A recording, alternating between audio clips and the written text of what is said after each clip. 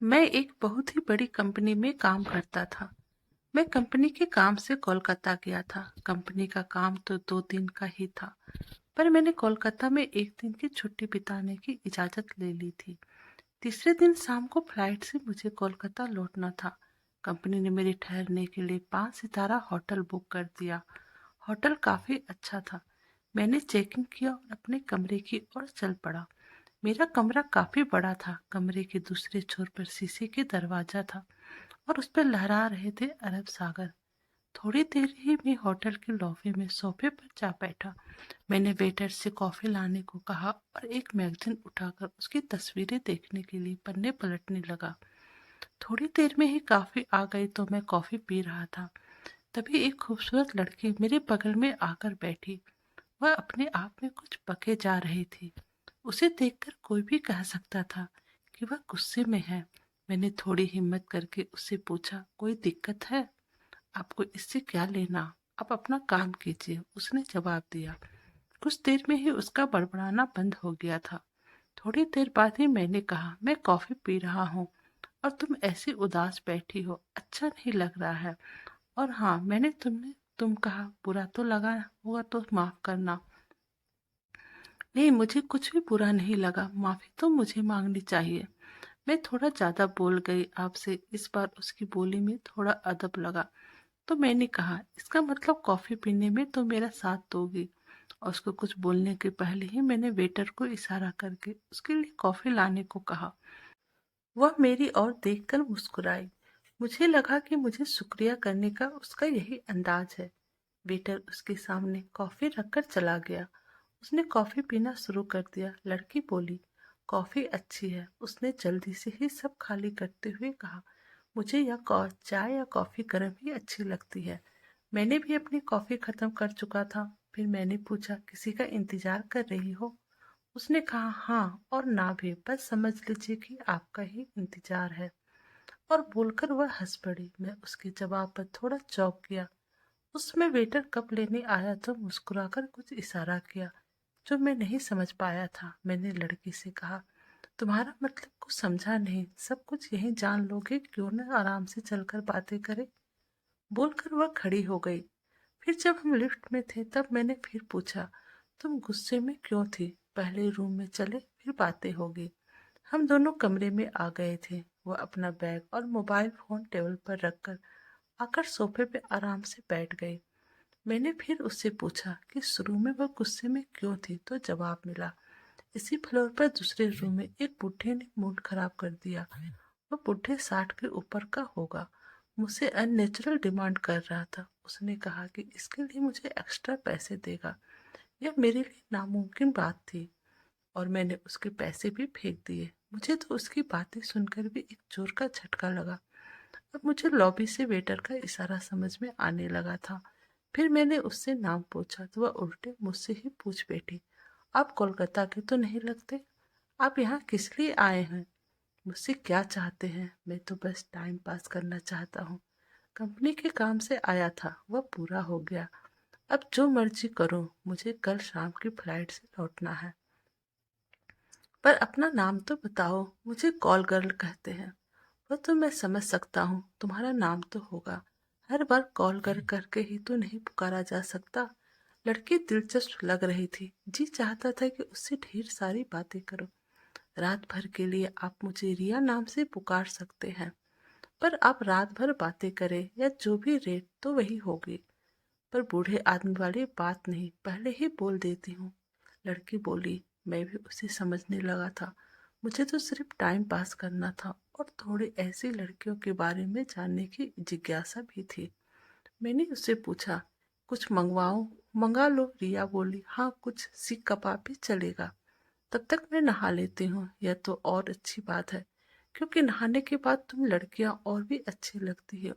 क्यों, अभी अच्छी नहीं लग रही क्या? रिया ने पूछी। नहीं, यह बात नहीं है। नहाने के बाद और अच्छी लगोगी। मैंने रूम बॉय को बुलाकर कबाब लाने को कहा। रिया बाथरूम में चली गई। थोड़ी देर बाद ही रूम बॉय कबाब लेकर आ गया था। मैंने 2 लोगों के लिए डिनर भी ऑर्डर कर दिया। इसके बाद मैं न्यूज़ देखने लगी। तभी बाथरूम से रिया निकली। दुधिया सफेद गाउन में वह सच में और भी अच्छी दिख रही थी। गाउन तो थोड़ा छोटा था, साथ में रिया उसे कुछ इस तरह से ढीला बांधा था कि उसका पूरा जिस्म दिख रहा था। रिया सोफे पर आकर बैठ गई। मैंने कहा था तुम नहाने के बाद और भी खूबसूरत लग रही हो। रिया और मैंने कोल्ड ड्रिंक ली और बीच बीच में हम कबाब भी ले रहे थे। मैंने कहा कबाब और सबाब साथ में हो तो समा भी लाजवाब हो जाता है। अगर आपकी पत्नी को पता चले कि आप यहाँ पर इस समय है तो फिर क्या होगा। सवाल तो डरावना था, पर मुझे कॉफी सफर तय करना होगा। मैं कल शाम की फ्लाइट से जा रहा हूँ। फिर भी मैं जानना चाहती हूँ कि मर्दों का ऐसे ही मामले में पत्नी की सोच क्या होती है। पर मेरे साथ ऐसी नौबत नहीं आएगी। क्यों? मैंने कहा क्योंकि मैं अपनी पत्नी को खो चुका हूँ। 27 साल का था जब मेरी शादी हुई थी और 5 साल बाद ही उसकी मौत हो गई। सॉरी बोल के उसने अपना प्लेट छोड़कर वह मेरे ठीक सामने आकर बैठ गई थी और बोली, तब तो मुझे आपका मूड ठीक करना ही होगा। रिया ने अपने गाउन की डोरी को जैसे ही ढीला किया था, जो कुछ मेरे आंखों के सामने था, देखकर मेरा मन कुछ पल के लिए बहुत विचलित हो गया था।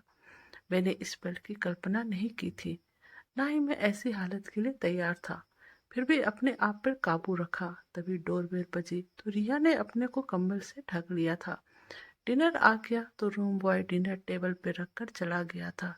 रिया ने कंबल हटाए तो गाउन का अगला हिस्सा वैसे ही खुला था।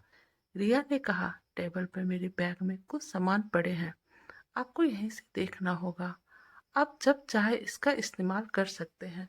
आपका मूड भी चेंज हो जाएगा और शायद आपके मन को इससे थोड़ी राहत मिले। जल्दी क्या है, सारी रात पड़ी है। हाँ, अगर कल दोपहर तक फ्री हो तो अच्छा रहेगा। इतना कहकर मैं भी खड़ा हो गया और उसके गाउन की डोरी को बांधने लगा। तो वह बोली कि मुझे पैसे मिल गए हैं। अब पहले आदमी है जो यह सब ठुकरा रहे हैं।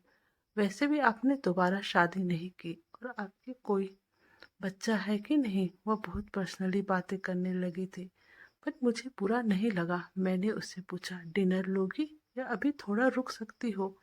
तब तक कुछ बातें करते हैं। ओके, आप पहले तुम बताओ तुम्हारी उम्र क्या है और तुम यह सब क्यों करती हो। पहली बात, लड़कियों की तो कभी उम्र नहीं पूछते। मैं थोड़ा हंस पड़ा। तभी उसने कहना शुरू किया, ठीक है, आपको मैं अपनी उम्र बता ही देती हूँ। अभी मैं 21 साल की हूँ।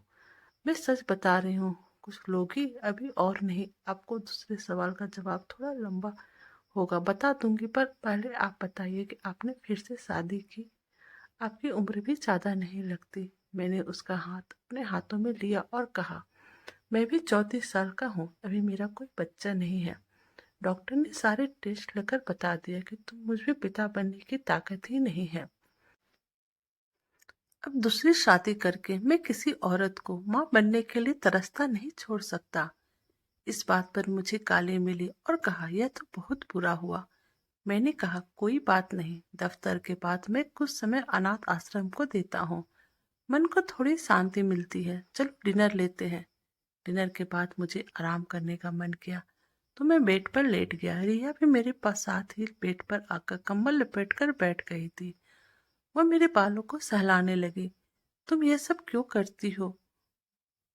मैंने पूछा। कोई अपनी मर्जी से यह सब नहीं करता। कोई न कोई मजबूरी या वजह इसके पीछे होती है। मेरे पापा एक प्राइवेट में काम करते थे। एक एक्सीडेंट में उसका दायां हाथ कट गया। कंपनी ने कुछ मुआवजा देकर उनकी छुट्टी कर दी। मैं कुछ पढ़ी लिखी नहीं थी और मेरी छोटी बहन स्कूल जाती थी। माँ 3-4 घरों में खाना बनाकर कुछ कमा लेती थी। किसी तरह गुजर हो जाती थी, पर पापा को घर बैठे शराब पीने की आदत पड़ गई थी। जमा पैसे खत्म हो चले थे। इस बीच रूम बॉय डिनर के बर्तन लेने आया और रूम के बिलों पर भी साइन कराकर ले गया। रिया ने आगे कहा, शराब के कारण मेरे पापा का लीवर खराब हो गया और वो चल बसे। मेरी माँ की मौत भी 1 साल के अंदर हो गई। मैं उस समय 10वीं पास कर चुकी थी। छोटी बहन तब छठी में थी। फिर मैंने पढ़ाई के साथ साथ ब्यूटिशियन का भी कोर्स कर लिया था। हम एक छोटे चौल में रहते थे। मेरे एक रिश्तेदार ने मुझे ब्यूटी पार्लर में नौकरी लगवा दी, पर उस पार्लर से मसाज के नाम पर जिस भरोसे भी होती थी। मैं भी उसकी शिकार हो गई और फिर इस दुनिया में मैंने अपना पहला कदम रखा। बोलते बोलते रिया की आंखों से आंसू बहने लगे। मैंने टिश्यू पेपर से उनके आंसू पोंछते हुए कहा, सॉरी, मैंने तुम्हारे दुखते रगों को छोड़ दिया। नहीं, आपसे मुझे कोई दुख नहीं पहुंचा। आंसू निकलने से कुछ दिल का दर्द कम हो गया, बोलकर रिया ने आंसू पोंछते हुए कहा। पर मैं ये सब अपनी छोटी बहन के लिए कर रही हूँ। वह 10वीं पास कर चुकी है और सिलाई का ट्रेनिंग पूरी कर लिया है। अभी मैंने उसे बिजली से चलाने वाली सिलाई मशीन दे रखी है। घर बैठे ही वह कुछ पैसे भी कमा लेती है। मुझे एक लेडीज सिलाई दुकान खोलनी है, पर वह बहुत पकड़ी मांग रहा था। उसी का जुगाड़ में लगी हूँ। यह काम हो जाए तो दोनों बहनें इस बिजनेस में रहेंगे। फिर एक अंगड़ाई लेकर उसने कहा कि मैं आपको बार बार बोर कर रही हूँ ना। आपने तो मुझे छुआ भी नहीं। आपको मुझसे कुछ चाहिए तो कहो।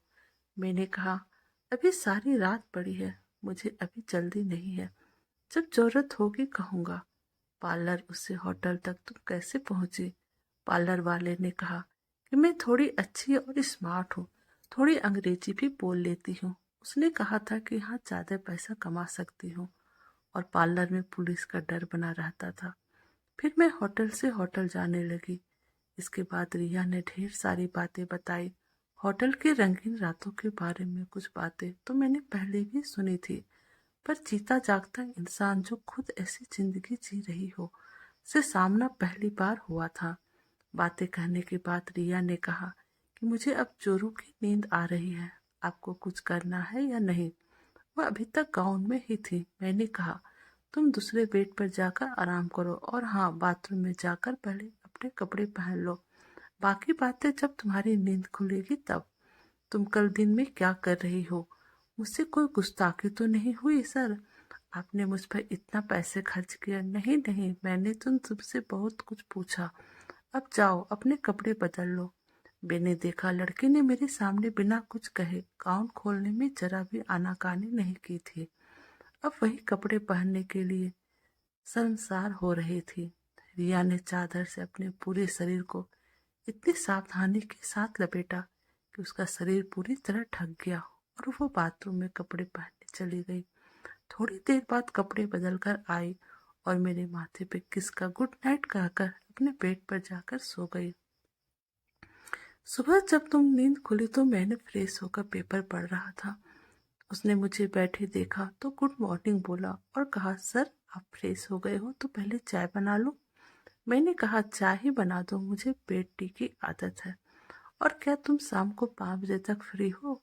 तुम्हें इसके लिए मैं एक्स्ट्रा पैसा दूंगा। सर मुझे आपसे और ज़्यादा प्रदान ना करें, मैं फ्री नहीं हूँ फिर भी तो आपका साथ दूंगी। बस मैं अपनी बहन को फ़ोन करके बता देती हूँ कि मैं दिन में नहीं आ सकती। रिया ने अपनी बहन को फ़ोन किया और मैं बाथरूम में चला गया। मैंने रिया को बोल दिया कि फ़ोन करके नाश्ता भी रूम में मंगा लो। नाश्ता करने के बाद मैं घूमने जाऊंगा। क्या तुम मेरे साथ दोगे? बेशक दूंगी। थोड़ी देर में हम लोग घूमने के लिए निकल गए। वहां पर हम दोनों 2 घंटे तक एक साथ रहे। मैं रिया को अपना कार्ड दिया और कहा कि तुम मुझसे संपर्क में रहना। मैं जिस संस्था से जुड़ा हुआ हूँ तुम्हारी मदद करने की कोशिश करूंगा। यह संस्था तुम जैसे लड़कियों को अपने पैरों पर खड़ा होने में जरूर मदद करेगी। मैं तो दिल्ली में हूँ पर हमारे ब्रांच का हेडक्वार्टर यहाँ पर है। थोड़ा समय लग सकता है पर कुछ न कुछ अच्छा ही होगा। रिया ने भरे गले से कहा, मेरे पास आपको धन्यवाद के लिए कुछ नहीं है। इस दुनिया में रात वाले बूढ़े की तरह दो पाया जानवर भी है और आप जैसे दयावान भी। रिया ने भी अपना कार्ड मुझे दिया। हम लौटकर होटल में आए। मैंने रूम में ही दोनों का लंच मंगा लिया था। लंच के बाद मैं होटल से चेकआउट कर एयरपोर्ट के लिए टैक्सी बुलाया। सामान डिक्की में रखा जा चुका था। जब मैं चलने लगा तो उसकी ओर देखकर बोला, रिया, मुझे तुम्हें और पैसे देने हैं। मैं पर्स से पैसे निकाल रहा था। उसने भी टैक्सी का दूसरा दरवाजा खोला और अंदर जाकर बैठ गई और कहा, थोड़ी दूर तक तो मुझे लिफ्ट नहीं दोगे? क्यों नहीं, चलो, कहाँ जाओगे? एयरपोर्ट, मैंने चौंक कर पूछा। एयरपोर्ट क्यों? क्या मैं आपके साथ ट्रेवल नहीं कर सकती? और आगे से आप मुझे मेरे असली नाम से पुकारो, मैं पायल हूँ। और कुछ देर बाद हम एयरपोर्ट पर थे। अभी फ्लाइट में कुछ वक्त था। मैंने पूछा, तुम्हें कहाँ जाना है? बस यहीं तक, आपको छोड़ने आई हूँ, पायल ने मुस्कुरा कर कहा। मैंने उसे और पैसे दिए। वह रोते रोते बोली, मैं तो आपको कुछ काम ना आ सके, ये पैसे आप रख लो। पायल, तुमने मुझे बहुत खुशी दी है।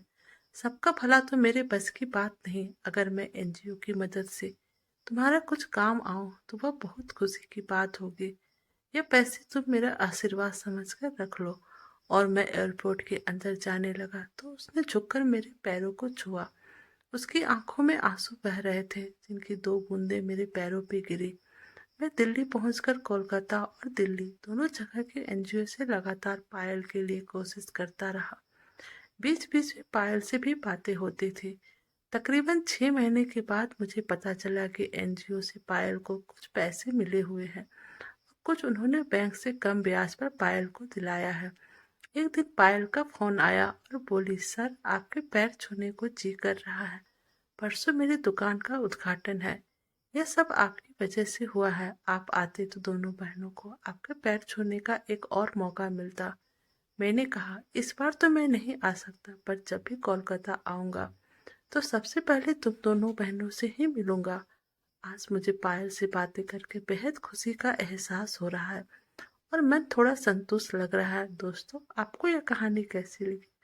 प्लीज़ आप हमें कमेंट करके बताइएगा और प्लीज़ आप हमारे चैनल को लाइक और सब्सक्राइब कर दीजिएगा। Thank you.